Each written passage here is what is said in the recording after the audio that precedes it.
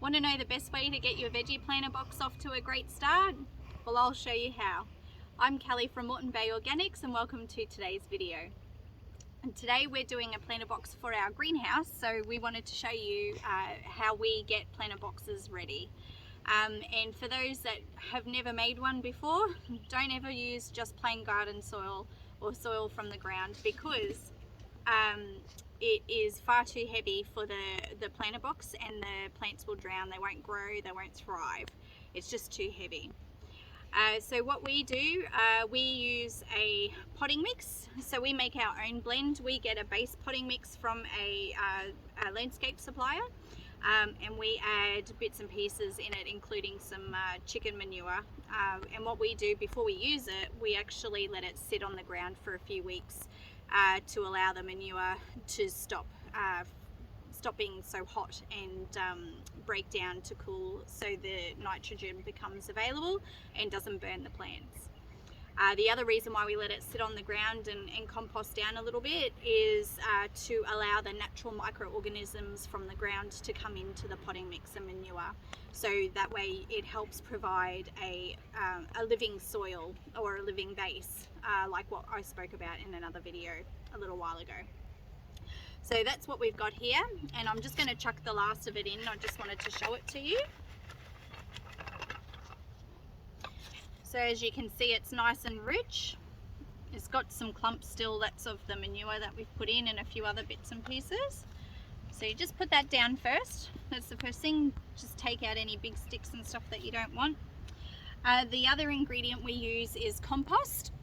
So we emptied our tumbler the other day, so I don't have fresh really rich compost. So I've got some mushroom compost here that I had from one of our grow bags that has finished. So this is full of mycelium, which helps with the living environment in the soil. So it helps break down any nutrients.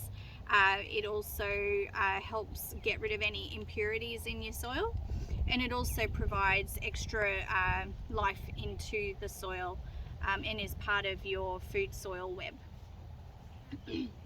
So I'm just going to pop that in today. Any compost will do, because it's the same. It's got all the living microorganisms in it. So that's what you want. So like your garden beds, you want the living soil. So we want the same sort of thing happening, but with a potting mix blend instead. And that's the trick to getting them to thrive, having a living environment full of life and organisms and everything that you need. So we'll just put that in.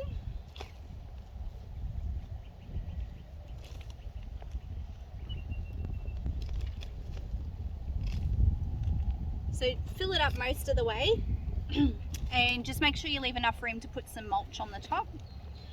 And like any like raised bed gardens, potting situations are also the same, as in things will sink over time as it breaks down. So you can heap it up if you want, but just whenever you're finished with your produce that you've grown, you can add more in the next time. So it's up to you what you want to do. So pretty happy with that. And because the potting mix is down below, you can leave the layers separated if you want, but what I like to do is pull some of the compost away and just pull up some of the potting mix, just so you got something nice for the plants to go straight to, just to give them a good helping start. So I'll just do that in sections.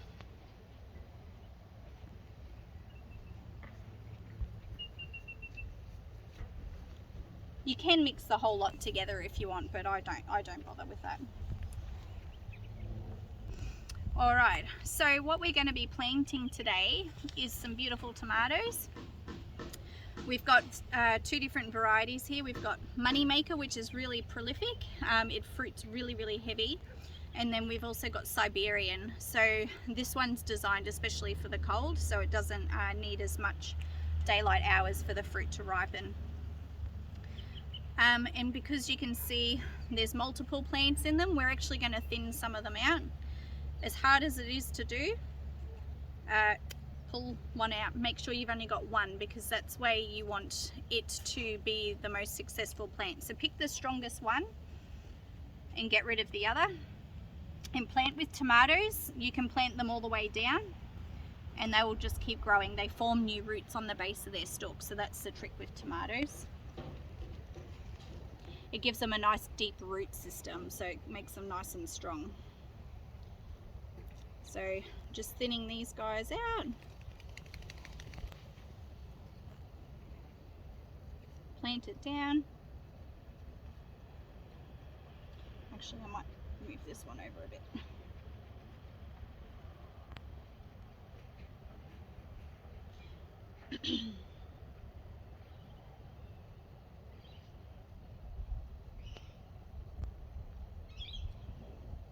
Oh, I forgot to thin it out.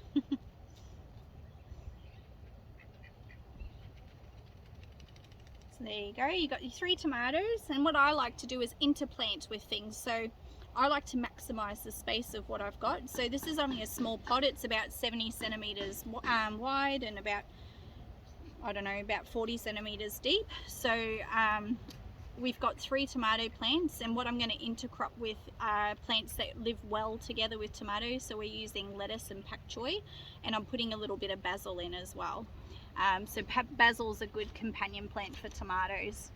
So they're only little baby ones, so they're not going to take over in a hurry.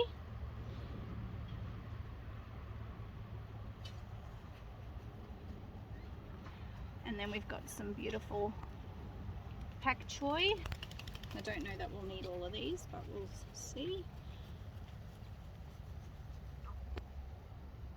So remember, if you're interplanting, you can put your high plants towards the back, and then your shorter plants to the front, or if you want, you can put the tallest plants in the middle and plant on either side. It's up to you.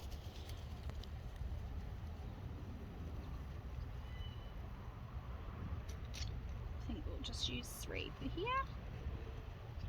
And then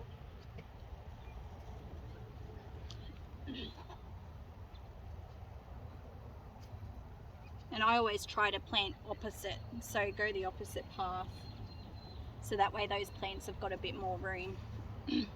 So this is just some oak leaf lettuce,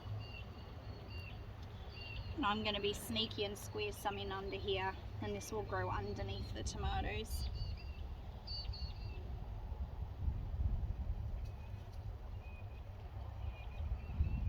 There we go. We've maximized the space we've got. We've got 4 crops actually. So we've got tomatoes, lettuce, basil and pak choi all in this small box. It'll obviously get a little bit crowded, but they will all be okay. So we'll stake the tomatoes as they grow, so and we clean off the bases of the stems, and that way it allows for good aeration in there. And we just keep the basil compact by trimming it down all the time. And the last thing we do before we water is we need to put some mulch in. As I've said in other videos, I love sugarcane mulch, that's just me. But whatever you like to use, you can use grass clippings or anything that's starting to break down, leaves and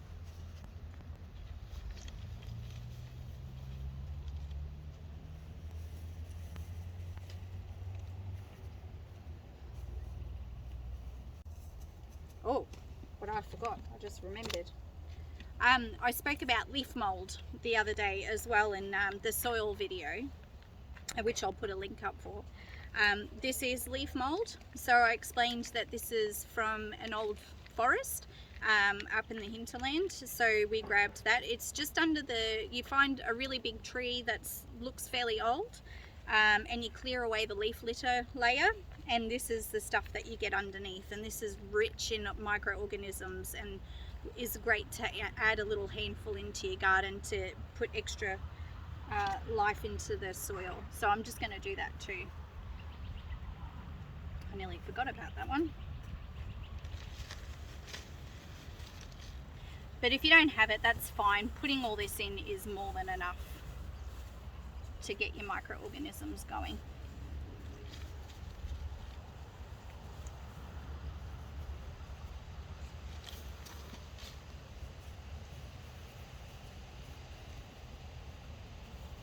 make sure you give everything a little bit of space from the mulch so it doesn't rot it out. There we go. Oh, find the basil. There's one there. Oh, there it is. Got a bit carried away there. Okay, so that's that. And then obviously we got to water it in. So we use rainwater here. If you use town water, like I said the other day, is to try and let it sit overnight to allow the chlorine to evaporate. Or you can use filtered water, but a lot of people have rain tanks these days, so we do strongly encourage rainwater because there's nothing that is the same as tap water in here. It's all natural. And that's it. Easy peasy. So we'll do another video in a few weeks to show you how it's growing. And yeah, good luck with your planter pots, and we hope to see you again soon. See ya.